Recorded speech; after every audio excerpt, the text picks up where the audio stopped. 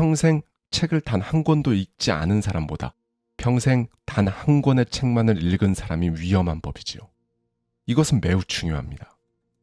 여러분이 찾는 모든 답이 한 사람에게 있을 것이라고 생각하지 마십시오. 그들의 지식을 받아들이되 그것이 유일하다고 여기지 마세요. 여러분은 성공합니다. 여러분이 그걸 원했기 때문이죠. 안녕하세요. 하와이 대저택입니다. 네, 여러분. 가족을 제외하고 당신과 가장 가까운 주변의 5명의 평균이 바로 당신이라는 사람이다. 이 말 아마 한 번쯤은 어디선가 들어보셨을 겁니다. 저 역시 많이 말씀드렸던 말 중 하나인데요. 이 말을 한 주인공은 바로 세계적인 CEO, 백만장자, 각 분야 전문가들의 정신적 지주였던 짐 론입니다.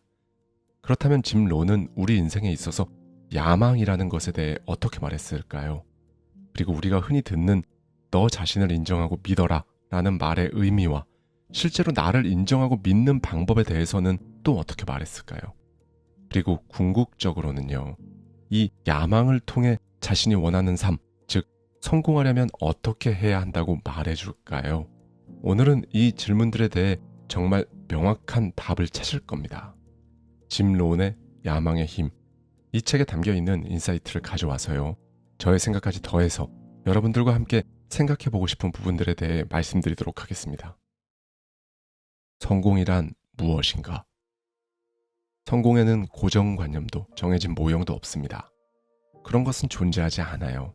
성공이란 베스트셀러에서 말하는 목표나 멋지게 포장된 철학이 제시하는 목표가 아닙니다. 은행 계좌에 보유한 금액도 성공이 아닙니다. 진정한 성공이란 스스로 설계한 개인적 목표를 달성하기 위해 꾸준히 나아가는 것을 의미합니다. 성공은 자신이 원하는 사람이 되는 것, 자신과 가족을 위해 갖고 싶은 것을 갖는 것입니다. 또한 자신에게 만족과 즐거움을 주는 비즈니스 목표, 개인적 목표, 정신적인 목표, 건강 목표 등을 이루는 것이지요.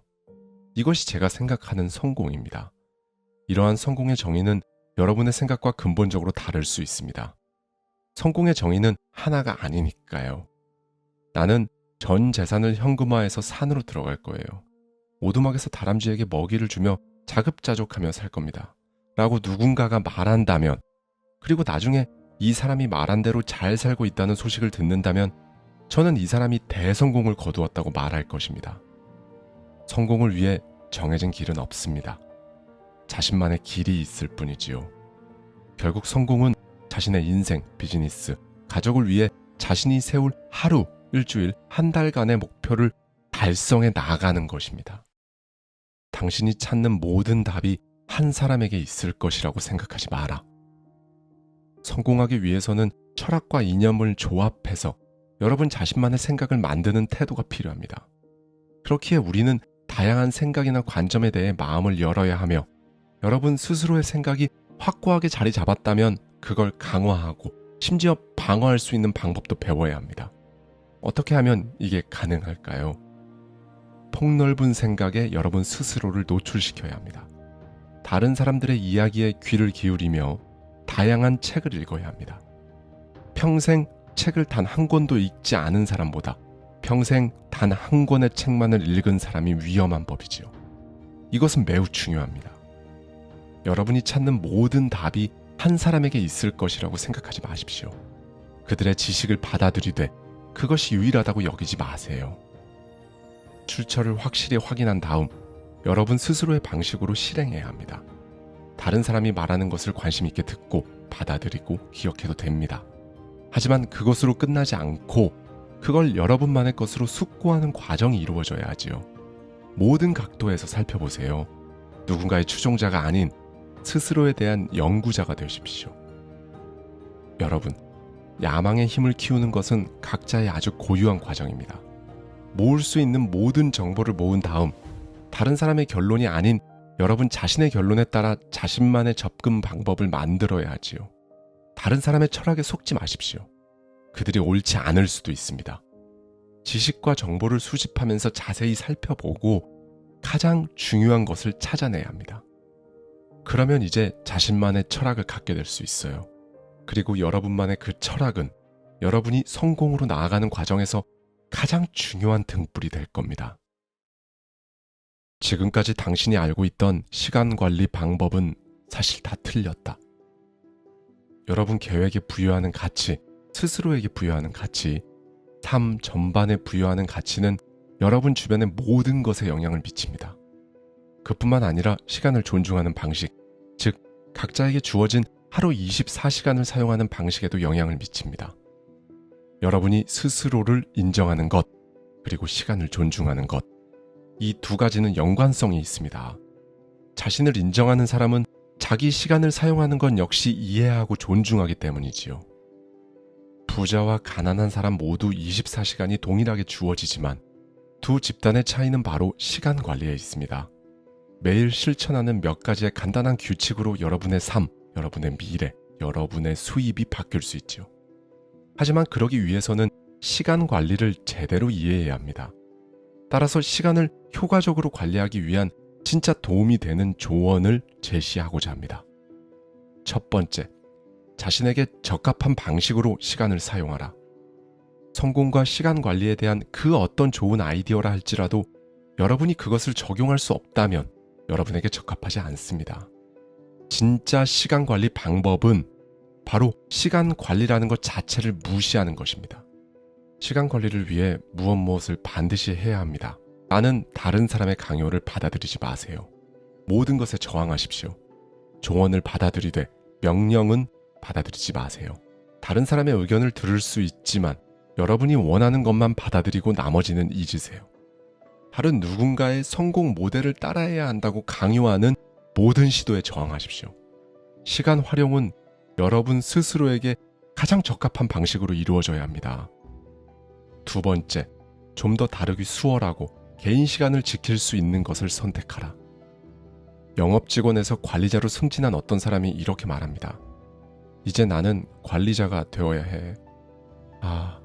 모든 사람을 신경 쓰느라 하루에 14시간이 걸리잖아. 다시 현장으로 돌아가서 영업을 해야겠어. 이것은 좋은 대안입니다. 프랜차이즈 매장 운영을 꿈꿨지만 어떤 부담이 따르는지 제대로 알게 된 사람이 이렇게 말합니다.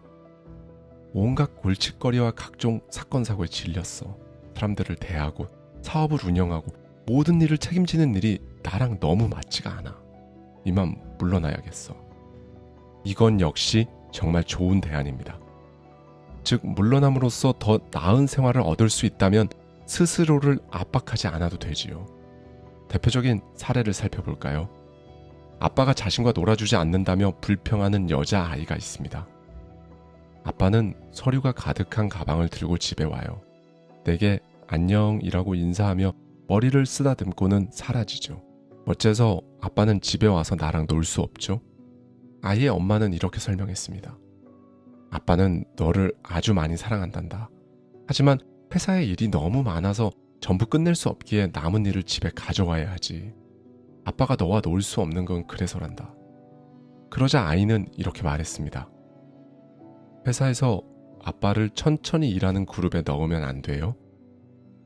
이것은 나쁘지 않은 생각이며 제가 여기서 제안하는 바이기도 합니다. 너무 바빠서 자녀와 놀 수 있는 시간 자체가 없다면 천천히 일하는 그룹에 들어갈 가치는 충분합니다. 우리는 소중한 사람과 함께하는 시간을 가져야 합니다. 저는 초창기에 너무 많은 대가가 따르는 일을 선택했지요. 얼마나 많은 대가를 치를지 알았다면 결코 그 일을 택하지 않았을 것입니다. 여러분은 모든 것을 적절하게 맞추는 방법을 결정해야 합니다. 추가 수입을 얻기 위해 인생에서 가장 소중한 사람과의 관계를 이룰 수밖에 없다면 추가 수입은 그만한 가치가 없습니다. 다만 추가 수입을 얻기 위해 그 정도의 대가를 치를 필요는 없다면 그 추가 수입은 여러분과 여러분 가족 모두에게 충분한 가치가 있을 것입니다. 기억하세요. 소중한 사람과의 시간은 반드시 고려되어야 합니다. 세 번째, 정해진 시간에 효율적으로 일하라. 우리는 1시간을 10시간만큼 가치 있게 만들 수 있으며 평소 일주일에 끝냈던 일을 하루 만에 끝낼 수 있습니다. 과장 같지만 실제로 정말 그렇습니다. 정상 근무일은 업무를 완수하기에 충분한 시간입니다. 하루에 8시간에서 10시간, 일주일에 5일에서 6일이면 충분합니다. 요즘은 많은 사람들이 재택근무를 하죠. 그들은 주로 인터넷을 통해 일하기 때문에 회사 근처가 아니어도 어디든 원하는 지역에 살 수 있습니다. 그들은 무엇을 알게 되었을까요? 보통 이틀이 걸리던 프로젝트가 몇 시간 만에 끝날 수 있다는 사실이었습니다. 왜 그럴까요? 집중을 방해하는 요소도, 말을 거는 사람도, 원치 않는 전화도, 예상치 못한 방문자도 없기 때문입니다.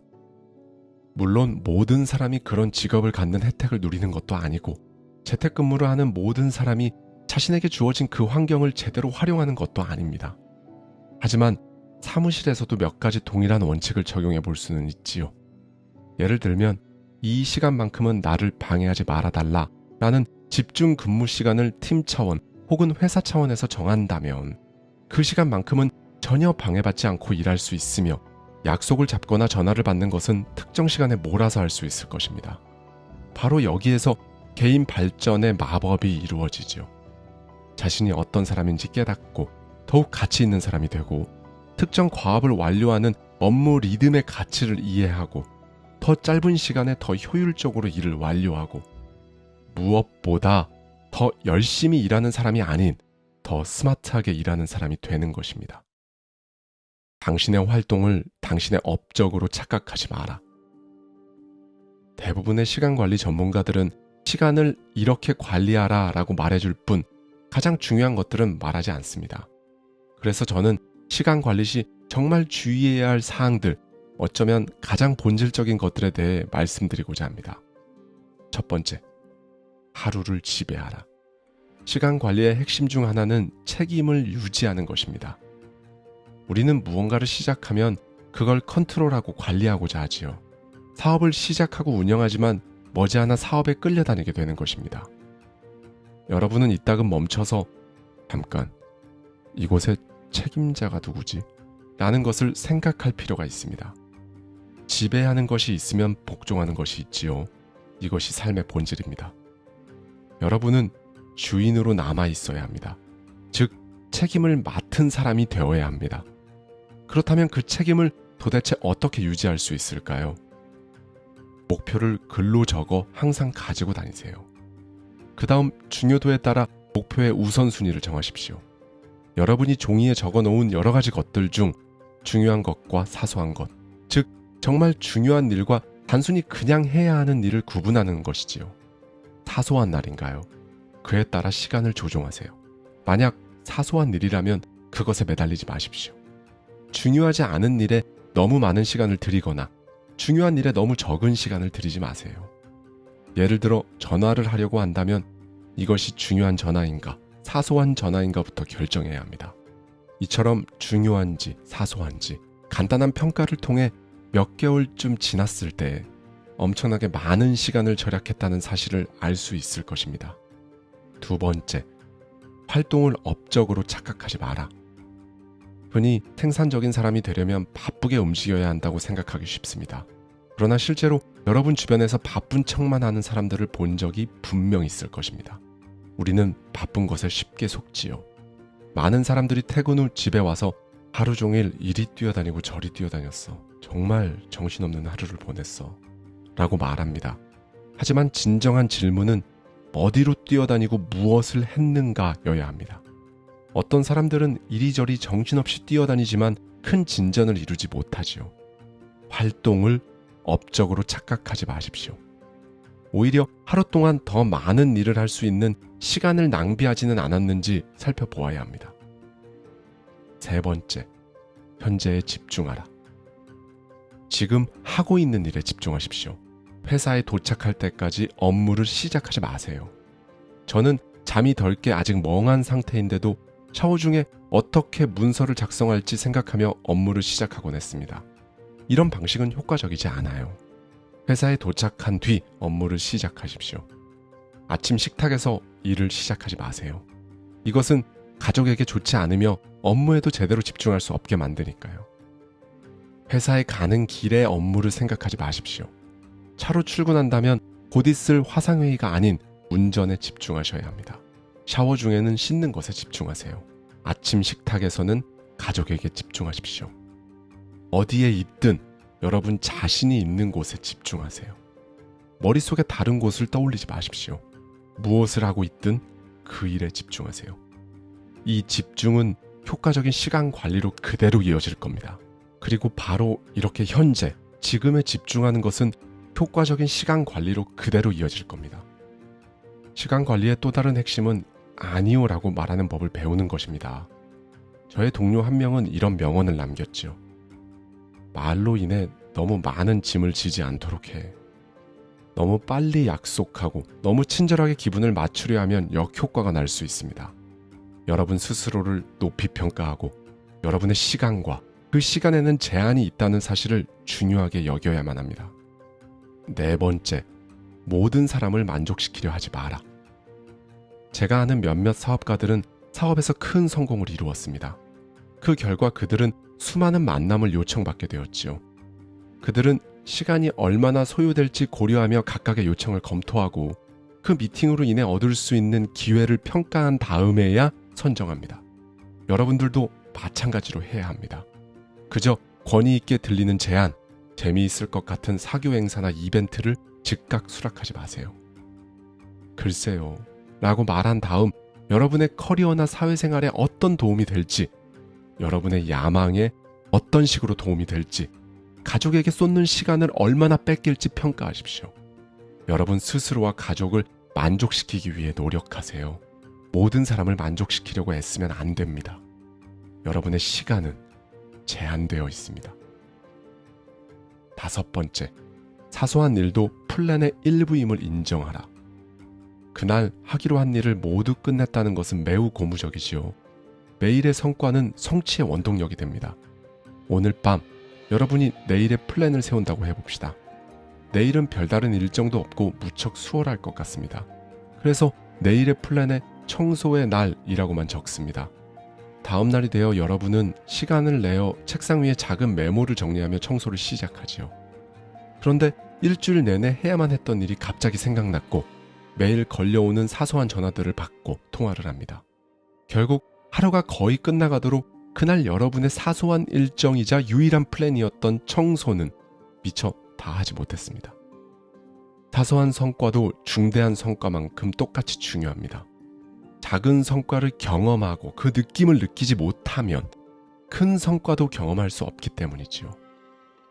여섯 번째, 정체기마저 즐겨라.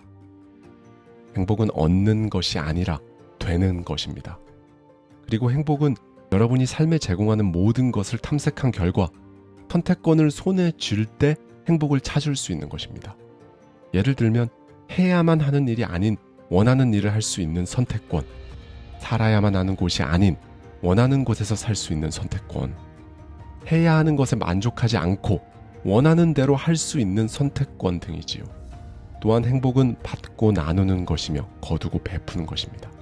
여러분이 성취한 것을 즐기는 시간을 가질 때, 여러분에게 찾아온 정체기를 즐길 때, 스스로 칭찬할 만한 것은 칭찬할 때, 행복을 얻는 것이 아니라 행복한 사람이 되는 것이죠. 무엇보다 행복은 최종 결과가 아니라 지금 여기 있습니다. 행복은 여정의 한 부분일 뿐이지요. 천국으로 가는 길이 곧 천국이다 라는 옛말이 있습니다. 미래에 찾으려는 행복은 오늘 찾아야 하고요. 미래에 이루려는 성공은 오늘 실행해야 이룰 수 있습니다. 1년 만에 친척 아이들을 만난 어른들의 반응처럼 여러분이 지금까지 이룬 것에 대해, 오늘 이룬 것에 대해 자신을 인정하는 것을 잊지 말아야 합니다. 그렇게 소위 자기 인정 목록을 작성해야 하지요. 지난 4일, 지난 2주, 지난 6개월, 지난 1년, 지난 10년 동안 무엇을 성취하셨나요? 이 기간 동안 무엇을 성취했는지 모두 적어보세요. 즉, 자신이 달성한 모든 업적에 대해 자기 인정 목록을 작성하는 것입니다. 그리고 이 목록을 여러분의 목표와 비교해 보십시오. 그동안 목표 달성을 위해 너무 바쁘게 지내온 나머지 실제로 어디까지 왔는지 돌아볼 시간을 갖지 못했을 것입니다. 그 목록들을 돌아보며 여러분은 이렇게 말하겠지요. 와, 생각보다 그래도 꽤 많은 일을 달성하고 정말 많은 걸 배웠어. 그동안 내가 무엇을 이루었고 어떤 사람이 되었는지 봐봐. 10년 전, 아니 1년 전만 해도 나는 이런 모습이 아니었잖아. 나는 생각보다 정말 잘하고 있어. 야망을 키우려면 작은 단계들을 거쳐야 합니다. 한 번에 한 단계씩, 한 번에 하루씩, 한 번에 일주일씩 말입니다. 이것은 6개월이나 1년 만에 친척 아이들을 만나게 된 어른들의 상황과 비슷하지요. 어른들은 이렇게 말합니다. 세상에, 이렇게 많이 컸다니. 부모님은 아이가 크고 있다는 것을 알지만 매일 볼 때는 그 사실을 알아차리기가 어렵지요. 개인적인 성장 역시 똑같습니다. 따라서 모든 업적을 기록해서 여러분이 그동안 무엇을 이루고 어떤 사람이 되었는지 확인하세요. 와, 세상에. 그래도 나 꽤 많이 성장했네. 라고 말하게 될 것입니다. 감사합니다. 지금까지 하와이 대저택이었습니다.